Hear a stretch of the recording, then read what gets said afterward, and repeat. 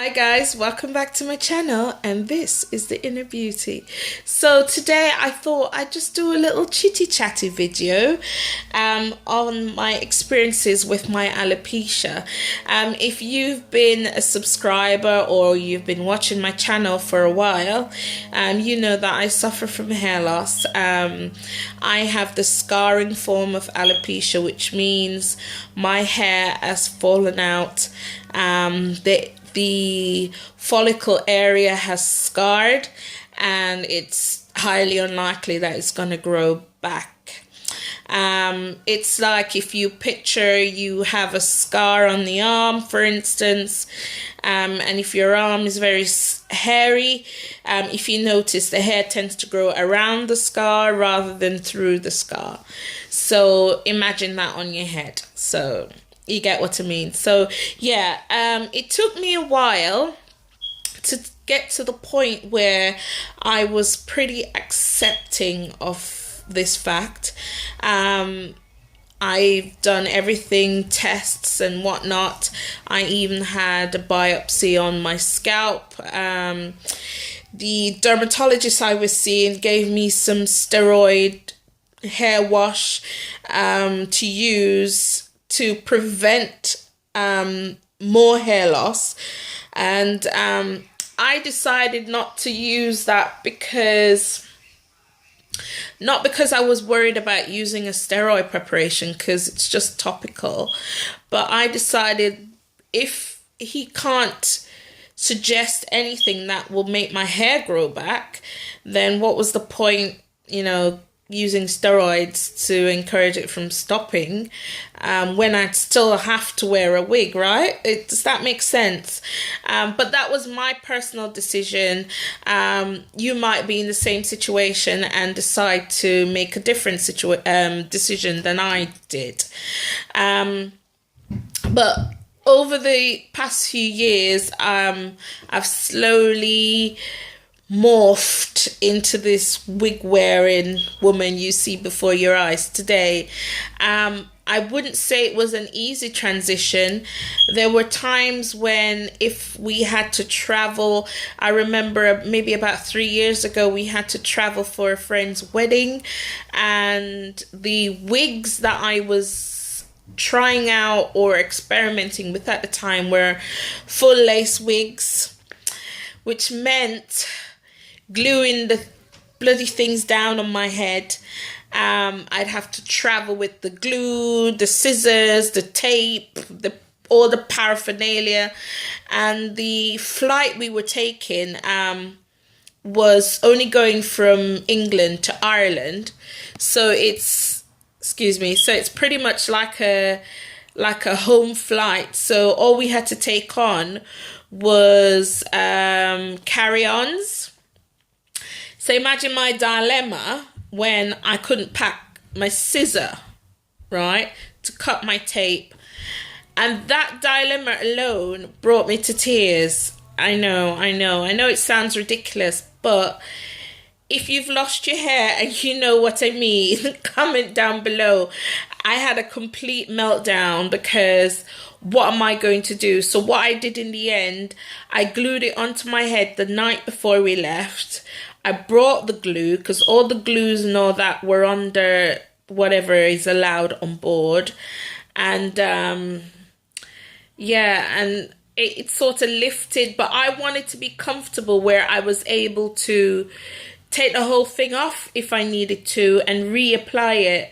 And I didn't have that comfort. And yeah, I went through a trying time trying lace wigs at first. Now I'm at the stage where I'm having custom units made. They usually just have a lace front rather than the whole thing as a full lace wig. I'm not bothered by being able to put my hair up in a high bun or anything like that. I'm okay with a low ponytail, or sometimes I just plait it in two. I just do that and then do the whole Pocahontas look. So I'm okay with that, and I think this has now developed into my preferred wig wearing option, because I don't have to glue it down. Do you see that? So I don't have to glue it at all. It just sits there, and when I want to take it off, I can take it off. And that's that. So, yeah, it's been a journey. The day I cut my hair off I'd gotten to a point where I was so fed up of having the hair at the back of my head literally was as long as this wig, right? And then there was like hardly anything on top. And so to sort of put my hair in a protective style to be able to wear the wigs was becoming ridiculous. So there was a day I was here and I said, you know what, I just cut it. I just put scissor into it. And my husband came in and sort of freaked out, like, what are you doing? I'm like, I'm getting rid of it. And he refused to help me. And my dad was around at the time. God rest his soul, he was alive then. And I asked him to help me shave it, and he helped me. And yeah, and that was a sort of a epiphany moment for me, because I was like, why am I holding on to all this dead hair? It wasn't growing, it was just sitting there on top of my head. Some of it was growing minuscule amounts, and the rest wasn't growing at all. And I was like, why am I doing that to myself? So, you know, I cut it off, and that was the best thing I ever did. It can be a little bit cold during the winter in the house, but my husband had this old, you know, those caps that men can wear, like a skull cap kind of thing, but made of wool. Yeah, that he doesn't use, and I sort of just use that in the winter months indoors. So yeah, I can look a bit stupid with this woolly hat on my head in indoors. But yeah, I seem to sort of feel draft on my head, even though everybody else might be boiling hot. I tend to feel the cold on my head a bit more. So yeah, you should think about that before you cut your hair off, okay? But that was my children. So that was the reason why.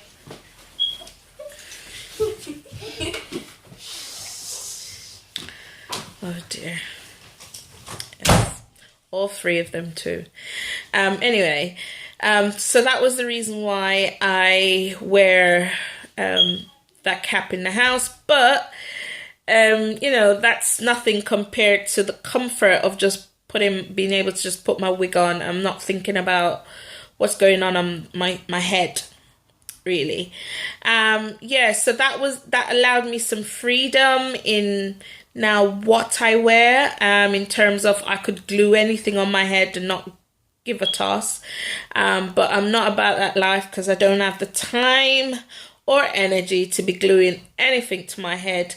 The most I will do with the lace front wigs that I have from Aphrodite is glue the front, but I use tape instead of glue, because like I said, I'm not about that glue life anymore. I've spoiled enough mirrors trying to clear the glue off the lace wigs. So yeah, I've started to appreciate this sort of wig where it looks completely natural, but you know, it doesn't have to be glued down, and that suits me fine.